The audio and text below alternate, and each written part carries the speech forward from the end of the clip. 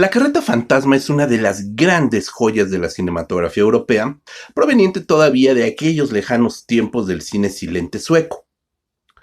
Es dirigida por Victor Sjöström, quien además escribió el guión a partir de la novela homónima de Selma Lagerlöf, la primer mujer en ganar el Premio Nobel de Literatura. Además, la carreta fantasma o Kurkarlen, como más o menos se debe de pronunciar en aquel idioma, es una película ideal para comenzar el año. Esto se debe a que la anécdota arranca precisamente en vísperas de Año Nuevo, cuando David Holm, un borrachín de la calle, nos platica la anécdota, mejor dicho, la leyenda, de que la última persona en morir al sonar las 12 campanadas que anuncian el cambio de año está destinada a ser el carretonero de la muerte,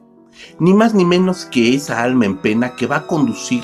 el carro que transporta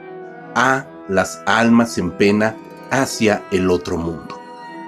Es una situación que él conoce perfectamente bien porque David Holm nos cuenta que su amigo George tuvo la desgracia de ser el encargado de ese infausto trabajo en el año que está por terminar.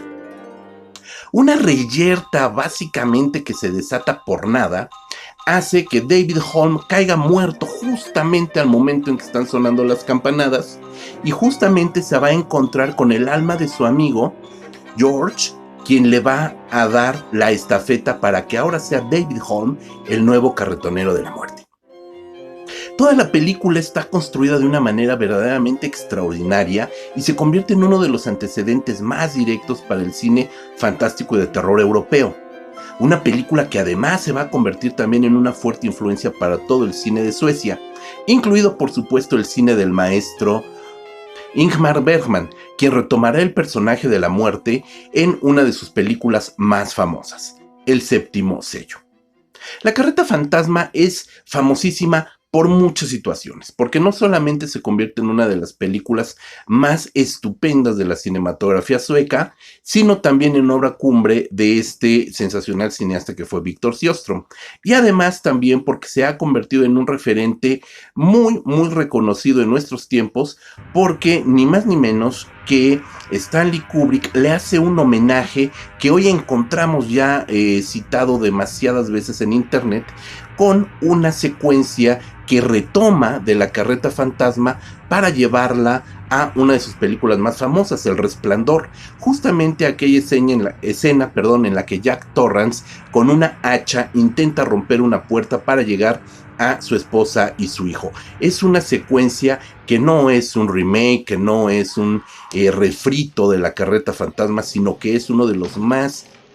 sentidos y amorosos homenajes del cine hacia el cine mismo por parte de un cineasta sumamente prolífico y un gran maestro también de la cinematografía, como lo fue Stanley Kubrick. Sin lugar a dudas, La Carreta Fantasma es una de las películas que hoy por hoy deberían de verse mucho más seguido, no nada más en Año Nuevo, sino también en clases de cine, en clases de apreciación artística y en muchas otras academias, muchas otras clases para las artes audiovisuales, porque también nos enseña cómo la imaginación y la escasez de recursos en el año de 1920 le permitió a Victor Sjöström desarrollar toda una nueva técnica de sobreposición de imágenes que no se trabajaban hasta esa época para crear unos efectos visuales en movimiento, es decir, nosotros ya estábamos acostumbrados desde la época de Georges Méliès a encontrar sobreposición de imágenes fijas o de imágenes en un solo plano, imágenes de alguna manera bastante simples. Con La Carreta Fantasma, Victor Sjöström innova en la tecnología de aquella época para generar tomas que verdaderamente parecen fantasmagóricas, donde vemos a la carreta, a los caballos, a las almas en pena desprenderse de sus cuerpos e interactuar de una manera muy interesante con los personajes que están supuestamente vivos y muertos. Es una película que tuvo prácticamente un año de postproducción porque Victor Sjöström se esmeró muchísimo en hacer que esos efectos especiales y esos efectos visuales de la época fueran lo más aterradores posibles para permitirle no solamente crear una película que no es de terror, pero que sin lugar a dudas es uno de los referentes primarios para nuestro género, sino también para lograr crear una atmósfera dramática sin precedentes en la historia del cine sueco de la época. Korkarlen o La Carreta Fantasma es uno de los grandes clásicos, repito, que debemos de recuperar.